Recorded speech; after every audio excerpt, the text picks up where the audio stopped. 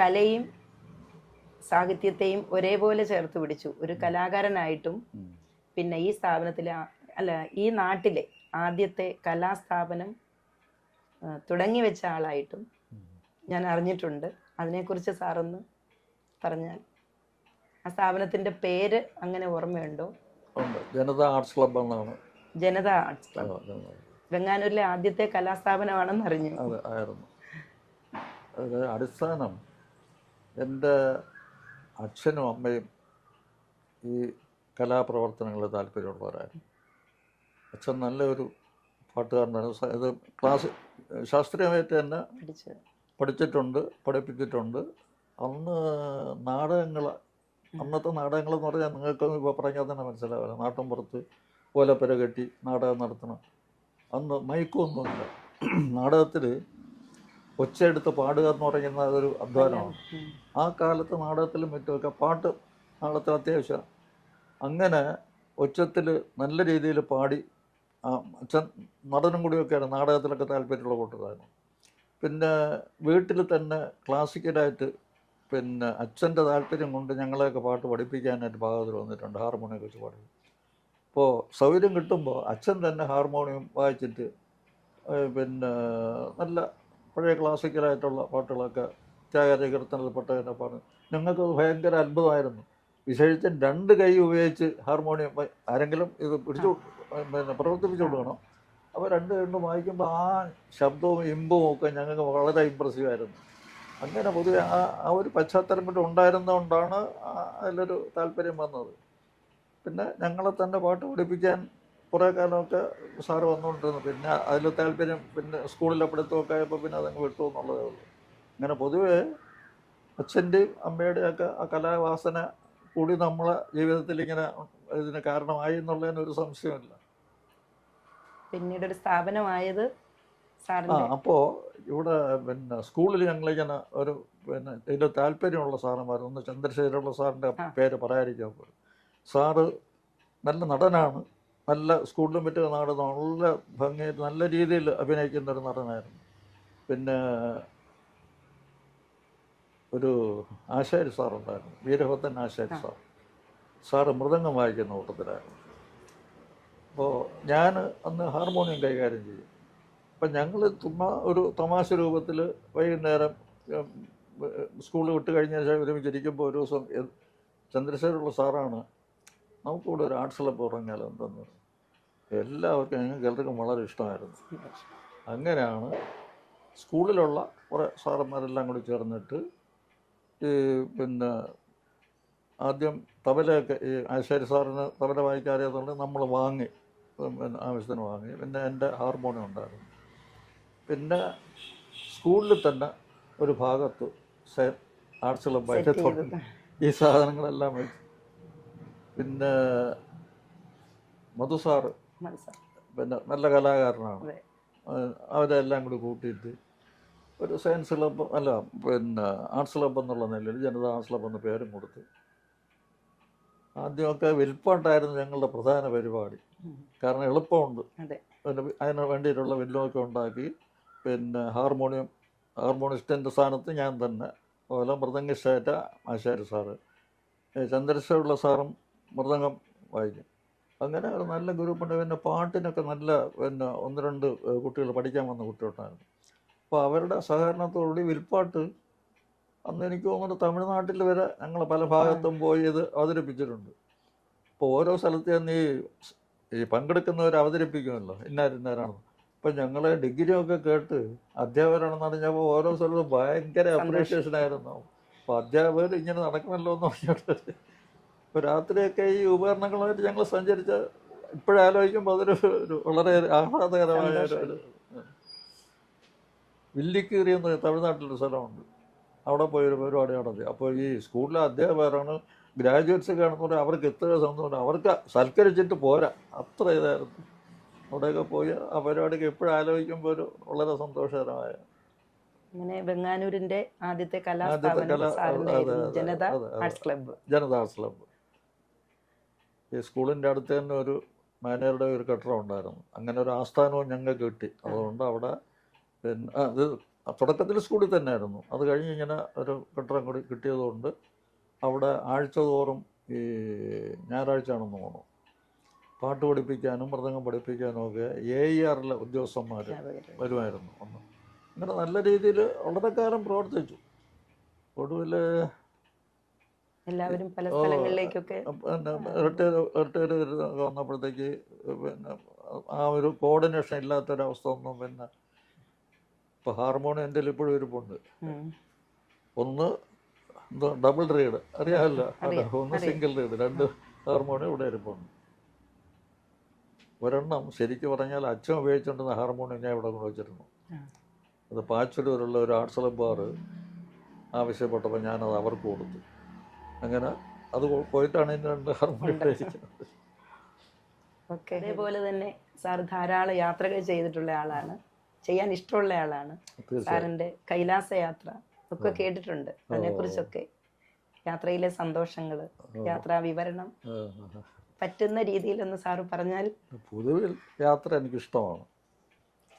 ഈ കൈലാസ യാത്ര അത് എത്രാമത്തെ വയസ്സിലായിരുന്നു സാർ കൈലാസ യാത്ര? എനിക്ക് വയസ്സ് 79.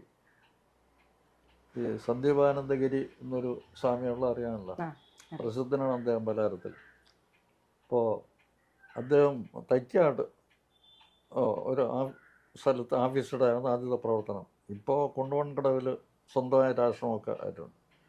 ഇപ്പോൾ ഈ തൈക്കാട്ട് ഓഫീസിൽ വെച്ച് എൻ്റെ ഒരു ശിഷ്യൻ പിന്നെ വിജയകുമാർ, പനങ്ങാട് വിജയകുമാർ സ്വാമിയായിട്ട് എന്തോ സംസാരിച്ച കൂട്ടത്തിൽ കൈലാസ യാത്ര പറ്റി സൂചിപ്പിക്കുകയും അങ്ങനെ വിജയകുമാർ പോകാൻ തീർച്ചപ്പെടുത്തി. അപ്പോൾ വിജയകുമാർ ഒരു ദിവസം എൻ്റെ അടുത്ത് വന്നു പറയാം, ഇങ്ങനെ കൈലാസ യാത്ര സ്വാമി പിന്നെ ഇങ്ങനെ പറഞ്ഞിരിക്കുകയാണ്. അപ്പോൾ ഞാൻ പറയാം എന്നാൽ ഞാനും വരാം, സ്വാമിയായിട്ട് സംസാരിക്കണം എന്ന് പറഞ്ഞാൽ എങ്ങനെ ഞങ്ങൾ 2 പേരും കൂടി സ്വാമിയുടെ പിന്നെ ഓഫീസിൽ തന്നെ പോയി സംസാരിച്ചു. അപ്പോൾ എൻ്റെ പ്രായമൊക്കെ പറഞ്ഞപ്പോൾ സ്വാമി പറഞ്ഞു, കുഴപ്പമില്ല, ഇത് തീർത്ഥാടനമാണ്, അല്ലാതെ ഈ ടൂറിസം അല്ല. അപ്പോൾ ആ ഒരു എന്താണ് അദ്ദേഹത്തിൻ്റെ ഉദ്ദേശം എന്താണ് ആധ്യാത്മികമായ അന്തരീക്ഷം ആണ് പ്രധാനം. അപ്പോൾ അതുകൊണ്ട് ഓം നമഃ ശിവായ മനസ്സിൽ എപ്പോഴും ഉണ്ടാവണം.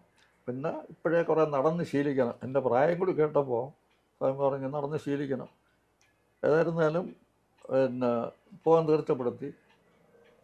എൻ്റെ പൈസ എല്ലാം അടച്ച് യാത്ര ചെയ്തു. യാത്ര ഇവിടെ നിന്ന് ഫ്ലൈറ്റിൽ ഡൽഹി ടു കാഠ്മാണ്ഡു, രണ്ടും ഇത്രയും ഫ്ലൈറ്റാണ്. അത് കഴിഞ്ഞാൽ അവിടെ നിന്ന് ബസ്സിൽ ഒരു 5 ദിവസം തുടർച്ചയായിട്ട് ബസ്സിൽ യാത്ര ചെയ്ത് യമദ്വാർ എന്ന് പറയുന്ന സ്ഥലം വരെ പോവാം. അത് കഴിഞ്ഞാൽ പിന്നെ നടപ്പാണ്. അപ്പോൾ എൻ്റെ വിശദമായിട്ട് പറയുന്നതിൽ അപ്പോൾ യമദ്വാറിൽ ചെന്ന് അവിടെ എല്ലാവരും അവിടെ ഒരു സ്ഥാപനമുണ്ട്, ഒരു ക്ഷേത്രമൊന്നും പറയാം, ചെറിയൊരു കൺസ്ട്രക്ഷൻ. അതിൽ ഒരു മുകളിൽ മണി കെട്ടിയിട്ടുണ്ട്. 2 ഡോറുണ്ട് ഓപ്പോസിറ്റ് സൈഡിൽ. ഒരു ഡോറിൽ കൂടി കയറി ആ മണിയിലൊന്ന് തട്ടിയിട്ട് മറ്റേ ഡോറിൽ കൂടി ഇറങ്ങിയാൽ ഭൗതികത്തിൽ നിന്ന് ആത്മീയത്തിലേക്ക് മാറി എന്നാണ് വിശ്വാസം. അത് കഴിഞ്ഞാണ് ബാക്കി പരിപാടി. അപ്പോൾ അതുവരെ ഉള്ളൂ ബസ് യാത്ര. അവിടെ നിന്ന് പിന്നെ ഈ കൈലാസ യാത്ര എന്നുള്ളത് തുടങ്ങുകയാണ്. അതിൽ നടന്നു പോണവർ പിന്നെ കുതിരപ്പുറത്ത് പോകുന്നവർ 2 വിഭാഗമുണ്ട്. ഞാൻ പറഞ്ഞു ഞാൻ നടന്നു പോകാനാണ്, പക്ഷേ തീർത്ഥ യാത്രയാണെന്ന്. അപ്പോൾ സ്വാമി എൻ്റെ ബുദ്ധിമുട്ട് പറഞ്ഞു. ആദ്യത്തെ ദിവസം 22 കിലോമീറ്റർ നടക്കണം, രണ്ടാമത്തെ ദിവസം 18 കിലോമീറ്റർ, അടുത്ത ദിവസം 14. അങ്ങനെ എല്ലാം കൂടെ 54 കിലോമീറ്റർ ആയിട്ടോ ഈ പരിക്രമം. ഞാൻ ഏതായിരുന്നാലും ധൈര്യം അവലംബിച്ചങ്ങ് പോയി. പിന്നെ യാത്ര പിന്നെ ഹിമാലയൻ ടെറൈൻ എന്ന് പറഞ്ഞിരുന്നാലും പൊതുവേ ഇത്തിരി സാധാരണ വഴിയല്ലല്ലോ. അപ്പോൾ നടക്കാനുള്ള ബുദ്ധിമുട്ടുണ്ട്, കരിമ്പാറ കൂട്ടങ്ങളുണ്ട്, അപകടത്തിന് സാധ്യതയുണ്ട്. അതൊക്കെ സൂക്ഷിച്ചൊക്കെ ആയാലും യാത്ര. പിന്നെ ഇടയ്ക്കിടയ്ക്ക് അരുവികൾ കാണും, പിന്നെ ചാടി കടന്നൊക്കെ പോകണം. ആദ്യത്തെ ദിവസം വളരെ വിഷമിച്ചാണെങ്കിലും അത് ഇടയ്ക്കിരിക്കേണ്ടി വരും. പിന്നെ ഇതിന് നമുക്ക് ഈ നട്ട്സ്, ഗ്ലൂക്കോസ് തുടങ്ങി അങ്ങനെയുള്ള സാധനങ്ങളാണ് ആഹാരമായിട്ട് കൊണ്ടുപോകുന്നത്, വേറെ കൂടുതലൊന്നും കൊണ്ടുപോകുന്നത്.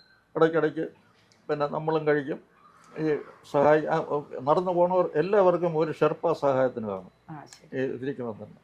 ഇപ്പോൾ നടന്നു പോണവർക്കും കാണും, കുതിരപ്പുറത്ത് പോണവർക്കും കാണും. ഇപ്പോൾ കുതിരപ്പുറത്ത് പോണവർ കുറേ കൂടി ഫാസ്റ്റായിട്ടങ്ങ് പോകും, നടന്നു പോണവർ സ്ലോ. അപ്പോൾ ഏതായാലും ഷെർപ്പ നമ്മളെ സഹായിക്കാനുണ്ടാവും. നമ്മുടെ ബാഗ് അയാളെ ഏൽപ്പിച്ച് അയാൾ വെച്ചോളും. ഒരു ആഹാരത്തിന് ഗ്ലൂക്കോസ്, നട്ട്സ് തുടങ്ങിയ സാധനങ്ങൾ ആരാണ് വയ്ക്കുന്നത്. അങ്ങനെ ഇത്തിരി വിഷമിച്ച് ഒരു അവസാന ഘട്ടമാകുമ്പോൾ ഷെർപ്പയുടെ സഹായത്തോടെയാണ് നമ്മൾ നടക്കേണ്ടി വരിക. അയാൾ ഹെൽപ്പ് ചെയ്താൽ അത്രയും അങ്ങ് ക്ഷീണിച്ചു, 22 കിലോമീറ്റർ എന്നൊക്കെ പറയുമ്പോൾ. ഏതായിരുന്നാലും സന്ധ്യ കഴിഞ്ഞ് ആദ്യത്തെ ക്യാമ്പിൽ ചെന്ന് കയറിയപ്പോൾ പിന്നെ അവിടെ ആഹാരമെല്ലാം റെഡിയാണ്. പിന്നെ ചപ്പാത്തി, പൂരി, അങ്ങനെ ഡ്രിങ്ക്സും ഒക്കെ. പക്ഷേ അവിടെ ചെന്നാൽ ഇത് കഴിക്കാൻ തോന്നുന്നില്ല. ചെന്നെന്തോ കഴിച്ചു എന്നൊക്കെ വരുത്തിയിട്ട് നേരെ പോയി, വലിയ തണുപ്പാണല്ലോ, വലിയ ഈ മെത്തകളാണ് ഇട്ടിട്ടിരിക്കുന്നത്. ആ മെത്തയ്ക്കകത്ത് നൂന്ന് കയറി കിടന്നു. അത് തന്നെ അറിഞ്ഞുള്ളൂ. പിന്നെ സുഖനിദ്രയാണ്. പെട്ടെന്ന് വെളുപ്പിന് അതുപോലെ എണീറ്റ് ബ്രേക്ക്ഫാസ്റ്റ് ഒക്കെ റെഡിയാണ്, സാധനം എല്ലാം ഉണ്ട്. പക്ഷേ നമുക്ക് കഴിക്കാൻ തോന്നില്ല, അങ്ങോട്ട് ഇറങ്ങില്ല. ഇങ്ങനെ എങ്കിലും അത്യാവശ്യത്തിനൊക്കെ കഴിച്ചിട്ട് വന്ന് സ്വാമി എൻ്റെ അടുത്ത് ചോദിച്ചു, പിന്നെ മാഷ് കണ്ടിന്യൂ ചെയ്യുകയാണോ തിരികെ പോകണം? അങ്ങനെ ഒരു ഏർപ്പാടുണ്ട്. ചിലർ നടന്നിട്ട് മതി തിരികെ. ഞാൻ പറഞ്ഞു ഞാൻ കണ്ടിന്യൂ ചെയ്യാൻ. അങ്ങനെ തീർച്ചയായിട്ടും അടുത്ത ദിവസമാണ് ഒരു വലിയ അഡ്വഞ്ചർ ഉണ്ടായത്. പറയാമല്ലേ ഈ കുറേ നടക്കുമ്പോൾ നമ്മുടെ കൂട്ടത്തിൽ ആദ്യം ഒരുമിച്ചൊക്കെ ഇറങ്ങുകയാണെങ്കിൽ ഒടുവിലും തെറ്റി പിന്നെ അവസാനം ഞാനും എൻ്റെ ഷെർപ്പയും മാത്രമായ ഒരവസ്ഥ ഉണ്ടായി. മുമ്പേ ഉള്ളവർ മുമ്പേ പോയി കുറേ ബാക്കിൽ. അവസാനം ഞാൻ തന്നെ ഏറ്റവും ബാക്കിലായി. അപ്പോൾ അടുത്ത ക്യാമ്പിലെത്തുന്നതിന് കുറച്ച് മുമ്പ് ഈ ആളുകളെ കൊണ്ട് വിട്ടിട്ട് പോകുന്ന കുതിരക്കാരുണ്ട്. അപ്പോൾ അങ്ങനെ കുതിരക്കാരനെ നിർത്തിയിട്ട് എൻ്റെ ഷെർപ്പ അവനോട് സംസാരിച്ചു. അപ്പോൾ എന്നെ കൊണ്ടുവിടാമെന്ന് സമ്മതിച്ചു. അപ്പോൾ കുതിരക്കാരൻ എന്നെ കൊണ്ടുവിടുമല്ലോ. ആ ധൈര്യത്തിൽ ഈ ഷെർപ്പ എന്ത് ചെയ്തു, എൻ്റെ ബാഗും എല്ലാം ബാഗ് അതിൽ ടാർച്ചൊക്കെ ഉണ്ട്, അവൻ കൊണ്ടുപോയി. ഈ കുതിരക്കാരന് ഞാൻ പൈസ യുവാൻ ആണ് അതിന് നോട്ടുകളാണ്. അപ്പോൾ എൻ്റെ കയ്യിലുണ്ട്. അതെടുത്ത് കൊടുക്കാനായിട്ട് ഇങ്ങനെ പരിധിയിനിടയ്ക്ക് അപ്പോൾ ഈ കുതിരക്കാരന് എന്തോ സംശയം തോന്നി, അവൻ സ്ഥലം വിട്ടതാണ്. അപ്പം ഞാൻ പൈസ അയാൾ വാങ്ങിക്കാൻ എടുത്ത് അയാളും പോയി. അപ്പം ഞാൻ ഒറ്റയ്ക്കായി. ഷെർപ്പയും പോയി, കുതിരക്കാരനും പോയി. അപ്പോൾ എൻ്റെ പുറകെ ആരുമില്ല. ലാസ്റ്റാണ് എൻ്റെ സമയം 2 പറഞ്ഞാൽ ഞാൻ പുസ്തകത്തിൽ അത് ക്ലിയറായിട്ട് എഴുതിയിട്ടുണ്ട്. അവിടെ ഒരു കുറച്ച് നടന്നപ്പോഴല്ലോ വഴിയൊന്നും ഇല്ലല്ലോ. പിന്നെ ഈ ഇടയ്ക്കിടയ്ക്ക് പാറയും ഒക്കെ ഒരു പാറയെ തട്ടി വീണു. കുഴപ്പമൊന്നുമില്ല. കാരണം ഈ തണുപ്പ് പ്രതിരോധിക്കാൻ വേണ്ടി ഡ്രസ്സ് 3-4 അടുക്ക് ഡ്രസ്സാണ്, ബ്ലാങ്കറ്റും ഒക്കെ ഇവിടെയായിട്ട്. പക്ഷെ അഴിച്ച് ഒരു പാറപ്പുറത്ത് ഇരുന്ന് ഞാൻ ആലോചിച്ചപ്പോൾ സന്ധ്യയായി. വഴിയൊന്നുമില്ല, അവിടെ തെളിഞ്ഞ വഴിയില്ല. ഷെർപ്പ അങ്ങ് പോയി. ഇനി എത്ര ദൂരമൊന്നും എനിക്കറിഞ്ഞുകൊണ്ടല്ലോ, അവനങ്ങ് പോയെന്നുള്ളതേ ഉള്ളൂ. അവിടെ ഇരുന്നപ്പം ഞാൻ തീർച്ചപ്പെടുത്തി ഏതായിരുന്നൊരു അവസാനം ആരും രക്ഷിക്കാൻ വരില്ല. അപ്പോൾ വീട്ടിലെ വിശേഷമൊക്കെ ആലോചിച്ച് വീട്ടിൽ ആളുകൾ എന്തെന്ന് പറഞ്ഞാൽ അവിടെ കിടന്ന് തീർന്നു. അങ്ങനെ സംഭവിക്കുന്ന ഏർപ്പാടുണ്ട്. നമ്മൾ പോണ വഴിക്ക് ഈ ഡെഡ് ബോഡി എടുത്തുകൊണ്ട് വരുന്നത് കാണാം നമുക്ക്. ഈ ഷെർപ്പാസ് തന്നെ അവർ 4 പേരായിട്ട് ഇങ്ങനെ എടുത്തുകൊണ്ട് വരും. അവിടെ എവിടെയെങ്കിലും ഡിസ്പോസ് ചെയ്യായിരിക്കും. അങ്ങനെ സംഭവിക്കുന്ന ഏർപ്പാടുണ്ട്. അപ്പോൾ ആ കൂട്ടത്തിൽ നമ്മളെ ഡിസ്പോസ് ചെയ്യുമെന്ന് തീർച്ചപ്പെടുത്തിക്കൊണ്ട് അങ്ങനെ കിടക്കായിരുന്നു. അപ്പോൾ കുറച്ചെങ്ങനെ കിടക്കുമ്പോൾ ഒരു വെളിച്ചം കണ്ടു. അപ്പോൾ നോക്കിയപ്പോൾ പിന്നെ നെറ്റിയിലിങ്ങനെ വെളിച്ചം കാണാം. അങ്ങനെ ഒരാൾ വരണം. അപ്പോൾ അത് ഹെഡ് ലാമ്പ് വെച്ചുകൊണ്ട് വരണമായിരിക്കണം. പക്ഷേ സാക്ഷാൽ ഭഗവാൻ വരുന്നു എന്നാണ് എൻ്റെ ഒന്ന് എന്നെ താങ്ക ഇങ്ങനെ എടുത്തു. അപ്പോൾ വാസ്തവത്തിൽ നടക്കാനുള്ള ശേഷി പോലും ഇല്ല. എങ്കിലും അയാളുടെ കൈ താങ്ങിൽ ഒരു 3/4 മണിക്കൂർ നടന്നു കാണും. അപ്പോഴത്തേക്കും ക്യാമ്പിലെത്തി. അപ്പോൾ അത്ര അടുത്തായതുകൊണ്ടാണ് ധൈര്യമായിട്ടും ചിലപ്പോൾ. പക്ഷെ എനിക്കറിഞ്ഞൂടല്ലോ. അതായിരുന്നാലും അങ്ങനെ ക്യാമ്പിൽ ചെന്ന് പറ്റി. ക്യാമ്പിൽ പിന്നെ ഇത് കഴിക്കാനൊക്കെ ഉണ്ട്. പക്ഷേ ഒരു ചായ മാത്രം കഴിച്ചിട്ട് ഈ പറഞ്ഞ പോലെ ഈ പിന്നെ അവിടെ കിടന്ന ആ വർണ്ണന എൻ്റെ പുസ്തകത്തിൽ കൊടുത്തിട്ടുണ്ട്. പുസ്തകം വായിക്കുന്നവരെല്ലാ പേരും ആ പേജിനെ പറ്റി പ്രത്യേകം പറയും. എന്ന് മാത്രമല്ല, ഈ GN പണിക്കർ സാറാണ് ഇതിന് അവതാരിക എഴുതിയത്. സാർ ഈ പോർഷൻ പ്രത്യേകം എടുത്ത് എഴുതിയിട്ടുണ്ട്. ഈ പ്രത്യേകം എഴുതിയെന്ന് മാത്രമല്ല, അദ്ദേഹം ഈ ഇതുപോലെയുള്ള സന്ദർഭങ്ങൾ പുസ്തകത്തിൻ്റെ സംബന്ധിച്ച് വല്ലതും പ്രസംഗിക്കാൻ പോവുകയാണെങ്കിൽ എൻ്റെ ഈ അവസാനത്തെ പുസ്തകത്തിൻ്റെ റിലീസിന് അദ്ദേഹം ഉണ്ടായിരുന്നു. എൻ്റെ ആദ്യത്തെ പിന്നെ കടൽ മുതൽ കൈലാസം വരെ ആ പുസ്തകത്തിലാണ് ഈ യാത്ര ചെയ്തിരിക്കുന്നത്. ആ പുസ്തകം കൂടി കൊണ്ടാണ് അദ്ദേഹം വന്നത്. ഇരുന്ന ഓഡിയൻസിന് മുഴുവൻ അദ്ദേഹം ഇത് വായിച്ച് കേൾപ്പിച്ചു. അപ്പോൾ അത്ര ഇമ്പ്രസീവ് ആയിട്ടുള്ള ഒരു പേജാണ്. 88ാമത്തെ പേജ് അദ്ദേഹം തന്നെ പറയും. അപ്പോൾ അങ്ങനെ ഒരു വലിയ അഡ്വഞ്ചറായിരുന്നു അത്. എന്നും യാത്ര സാറിനൊരു ഹരമാണല്ലോ. തീർച്ചയായും. അപ്പോൾ രണ്ടാമത്തെ ദിവസം അടുത്ത ലാസ്റ്റ് ഡേ ആണ്. അന്ന് വലിയ ബുദ്ധിമുട്ട് തോന്നിയില്ല. ആഹാരം കഴിക്കാതെ ശരീരമൊക്കെ അങ്ങ് മെലിഞ്ഞ് പോകുന്നത്. അങ്ങനെ വന്ന അവസാനം തിരിച്ച സ്ഥലത്ത് സ്വാമി നിൽക്കാനും ഞാൻ ചെന്നു. അപ്പോൾ ഞാൻ സ്വാമിയെ കണ്ട് ഞാൻ വാസ്തുവിൽ സ്വാമിയെ കെട്ടിപ്പിടിച്ച് കരഞ്ഞു. ആ ഒരു വിജയത്തിൻ്റെ ആഹ്ലാദവും കൂടിയാണ്. അപ്പോൾ ക്ഷീണിച്ചുവെങ്കിലും സാധിച്ചല്ലോ എന്നുള്ള വളരെ റിസ്ക്കിയാണ്. ചില ആറ്റിൻ്റെ കരയിൽ കൂടിയൊക്കെ പോകുമ്പോൾ ഒരാളിന് നടന്നു പോകത്തൊക്കെ വഴിയേ കാണുള്ളൂ. പിന്നെ എതിരെ ഒരാൾ വന്നിരുന്നാൽ വളരെ സൂക്ഷിച്ചൊതുങ്ങിയില്ലെങ്കിൽ ആറ്റിൽ പോകും. അങ്ങനെയുള്ള ഒരുപാട് റിസ്കി ആയിട്ടുള്ളവരുണ്ട്. അതായിരുന്നാലും അതൊരു പിന്നെ ആ ഒരു അഡ്വഞ്ചറസ് എന്ന് ഓർമ്മിക്കാൻ. അതെ, അതുകൊണ്ടാണ് ഞാൻ പുസ്തകം അതുവരെ ഞാൻ പുസ്തകം എഴുതാൻ എനിക്ക് താല്പര്യമില്ലായിരുന്നു. നേരത്തെ പുസ്തകം എഴുതാൻ പലരും പറഞ്ഞു. PT ഭാസ്കര പണിക്കർ സയൻസിൽ പുസ്തകം എഴുതാൻ അദ്ദേഹം പറഞ്ഞു. പിന്നെ ഈ AIRലെ പ്രോഗ്രാമുകൾ എല്ലാം കൂടി ചേർത്തിട്ട് പുസ്തകമൊക്കെ EMJ വെണ്ണിയൂർ പറഞ്ഞു. പക്ഷെ അന്നൊരു താല്പര്യം തോന്നിയില്ല. ഈ കൈലാസ യാത്രയുടെ ആ ഒരു അഡ്വഞ്ചർ ആണ് പുസ്തകം എഴുതാനായിട്ട്. ഇപ്പം എനിക്ക് തോന്നി ഇത് സാധാരണ ആർക്കും അറിഞ്ഞൂടല്ലോ. അങ്ങനെയാണ് ആദ്യമായിട്ട് ആ പുസ്തകം എഴുതിയത്. പുസ്തകത്തിൽ ഒരു പോർഷൻ കൈലാസ യാത്ര, പിന്നെ അല്ലാതെ ചില യാത്രകളെല്ലാം കൂടി. ഇങ്ങനെയാണ് ആദ്യത്തെ പുസ്തകം കടൽ മുതൽ കൈലാസം വരെ എൻ്റെ പേര് വെച്ച് എഴുതിയത്. മറ്റേ സയൻസിൻ്റെ ഡിപ്പാർട്ട്മെൻറ്റിന് വേണ്ടി ഒരുപാട് എഴുതിയിട്ടുണ്ട്. അതിലൊന്നും നമ്മൾ പേര് വയ്ക്കില്ലല്ലോ ഒരു പുസ്തകം എഴുതുന്നു. ഹരി സാറിൻ്റെ രചനകളെ കുറിച്ചൊക്കെ ഇന്ന് പറഞ്ഞെങ്കിൽ കൊള്ളേ. ഇതുവരെ എത്ര പുസ്തകം രചിച്ചിട്ടുണ്ടാകും?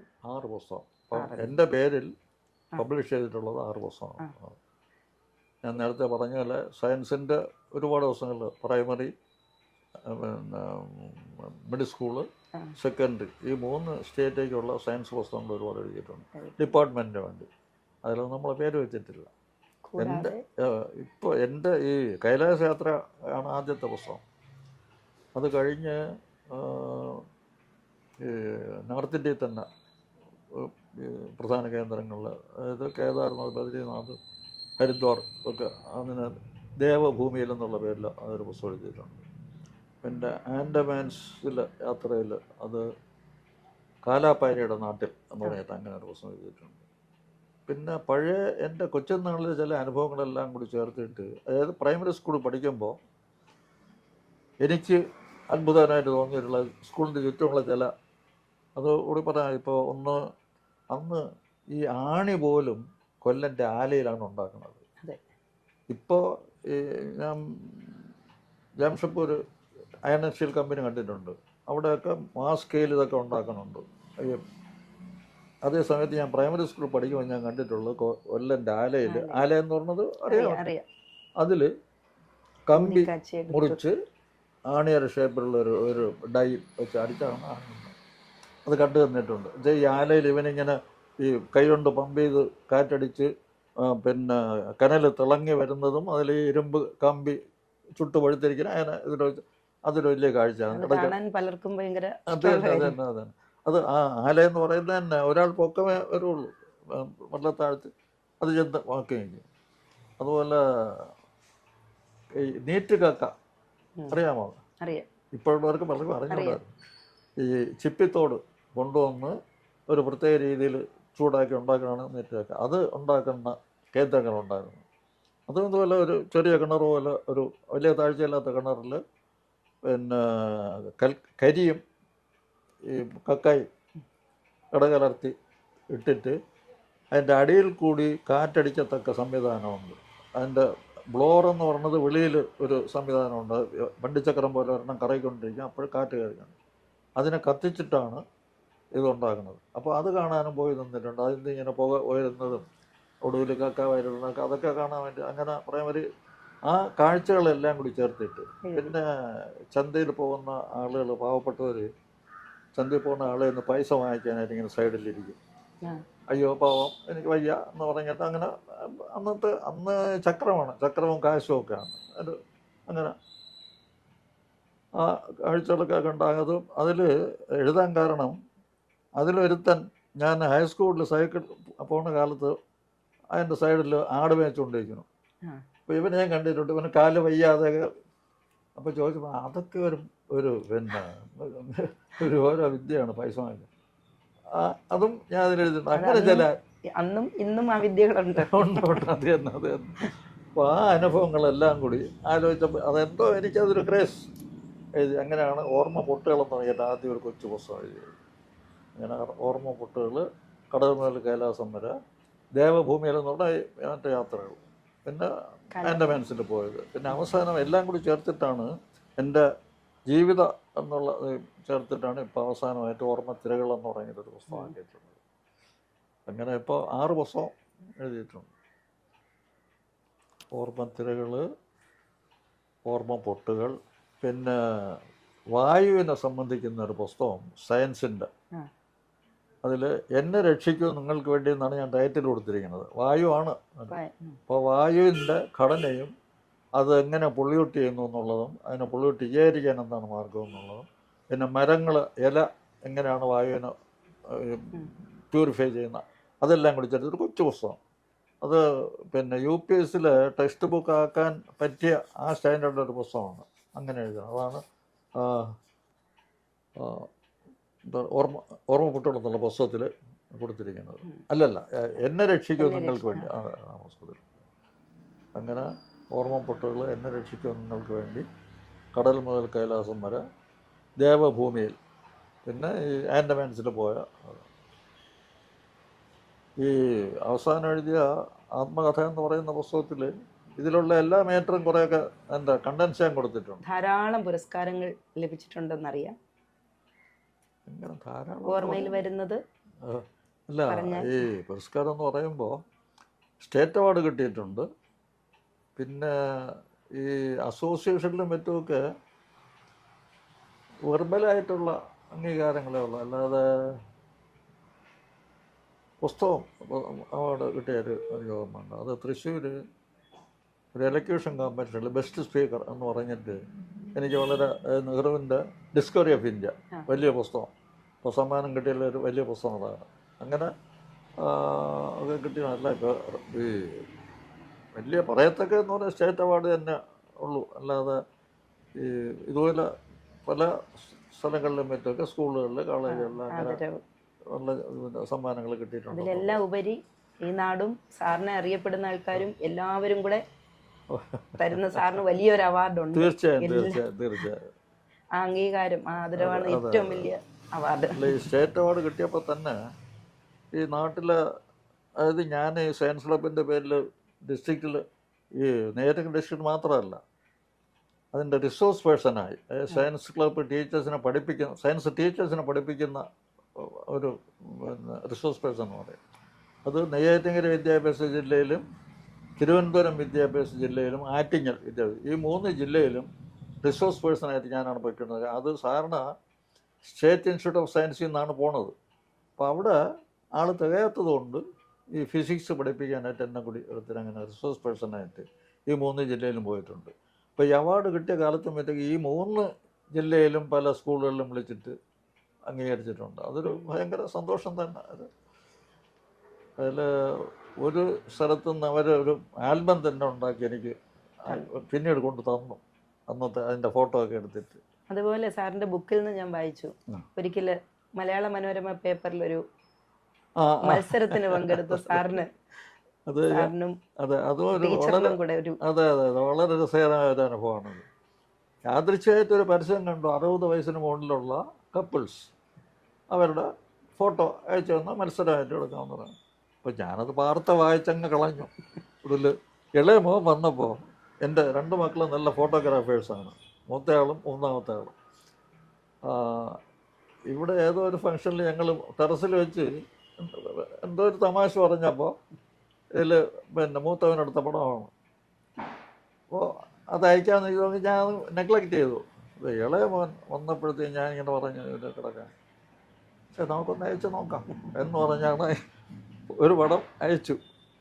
അപ്പോൾ അത് ഈ ഓരോ പടവും ഇവർ ഓരോ ദിവസമായിട്ട് ഇടും. നമ്മളെ പടം പിന്നെ ഓരോരുത്തരും ഇങ്ങനെ 10 പേരുടെ 10-15 പേരുടെ പടമുണ്ട്. അവസാനം ഇതെല്ലാം കൂടി ഒരുമിച്ചിടും. ഒരുമിച്ചിട്ടിട്ട് ഇതിൻ്റെ പ്രൈസ് നിശ്ചയിക്കുന്നത് പിന്നെ വായിക്കുന്നവരാണ്. അങ്ങനെ ഒരു ഫസ്റ്റ് പ്രൈസ് നിശ്ചയിച്ചു. ഫസ്റ്റ് സെക്കൻഡ് തേർഡ് 3 പ്രൈസ് ഉണ്ടെന്ന് നിശ്ചയിച്ചു. ആർക്കൊന്നും അറിഞ്ഞൂടാ. അവർ ഈ തമ്പാനൂർ ഹോട്ടലിൻ്റെ പേര് ഞാൻ മറന്നുപോയി. ഒരു ഹോട്ടലിൽ ഒരു ദിവസം അവർ മനോരമക്കാർ ഇത് പങ്കെടുത്തവരെല്ലാവരും വിളിച്ചു കൂട്ടി. അന്നാണ് അവർ അനൗൺസ് ചെയ്യുന്നത് ആരാണ് പിന്നെ ഫസ്റ്റ് സെക്കൻഡ് തേർഡ്. അപ്പോൾ വിളിച്ചു കൂട്ടി ഞാനും ഭാര്യയും പിന്നെ എല്ലാവരും വന്നില്ല, 2-3 ഉണ്ടായിരുന്നു. എല്ലാവരും കൂടി പോയി പങ്കെടുത്തു.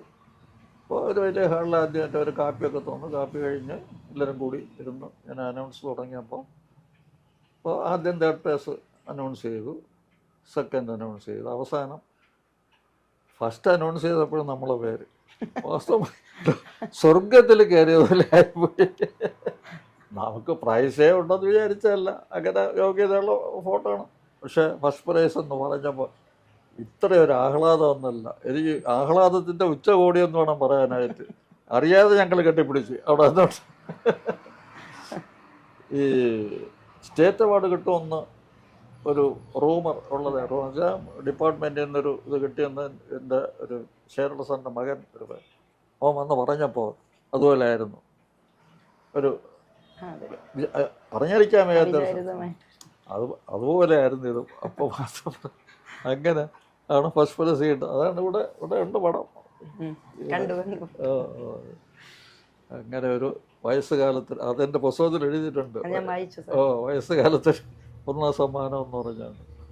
പിന്നെ അതൊക്കെ എഴുതാൻ തോന്നിയത് തന്നെ ഞാനിപ്പോൾ ആലോചിച്ചപ്പോൾ അതൊക്കെ ഒരു നിയോഗമാണ്. നമ്മൾ പ്ലാനും പദ്ധതി ഇട്ടെന്നും പറയേണ്ട ഒരു കാര്യവും നടക്കില്ല. നമുക്ക് ഈ എന്തെങ്കിലും നടക്കണമെന്നുള്ള ഒരു നിയോഗം ഉണ്ടെങ്കിലേ നടക്കുകയുള്ളൂ. അതുകൊണ്ടാണ്. അല്ലെങ്കിൽ ഞാൻ പുസ്തകം എഴുതണമെന്ന് വിചാരിച്ചാൽ ആയ കാലത്ത് നല്ല രീതിയിൽ പുസ്തകം എഴുതാനായിട്ട് സഹായിക്കാനും നിർബന്ധിക്കാൻ ആളുണ്ടായിരുന്നത് EMJ വെണ്ണൂർ ഇവിടുത്തെ ഓടി സ്റ്റുഡൻ്റാണ് നമ്മുടെ സ്കൂളിൽ. ഞാൻ പഠിപ്പിച്ചിട്ടില്ല. അപ്പോൾ അദ്ദേഹത്തിനൊക്കെ നമ്മുടെ സ്കൂളിലെന്ന് പറഞ്ഞാൽ നമ്മുടെ സാറന്മാരെന്ന വലിയ കാര്യമാണ്. അപ്പോൾ ഇയറിൽ ഞാൻ പ്രോഗ്രാമിന് പോകല്ലോ. അത് ഏതാണ്ട് 59 മുതൽ 83 വരെ ഞാൻ HM ആകുന്നത് വരെ മിക്കവാറും ഒരു വർഷത്തിൽ 4-5 പ്രോഗ്രാം എടുത്തുകൊണ്ടിരുന്നു. അപ്പോൾ അത് നല്ല പുസ്തകത്തിന് വേണ്ടിയിട്ടുണ്ട്. പക്ഷേ എല്ലാം ഡയലോഗാണ്, കുട്ടികളും സാറുമായിട്ടുള്ള ഡയലോഗ്, പിന്നെ സാറും ബന്ധുക്കളുമായിട്ടുള്ള ആ രീതിയിലാണ്. അപ്പോൾ അത് പുസ്തകക്കാരായിട്ട് PTV നിർബന്ധിച്ചു. പക്ഷേ ഞാൻ നോക്കിയപ്പോൾ അന്ന് എനിക്ക് പുസ്തകം എന്ന് പറഞ്ഞാൽ ഞാനൊരു ഭാവന ഉണ്ടല്ലോ, അതിലേക്ക് പറ്റിയത്. പിന്നെ അത് ചെയ്തില്ല. ഇവർ രണ്ടുപേരും പറഞ്ഞെങ്കിലും ആ ഒരു ടേൺ ഓഫ് മൈൻഡ് അന്നുണ്ടായില്ല. അത് ഓട്ടോമാറ്റിക്കായിട്ട് വന്നത് കൈലാസയാത്ര ആണ് കാരണം.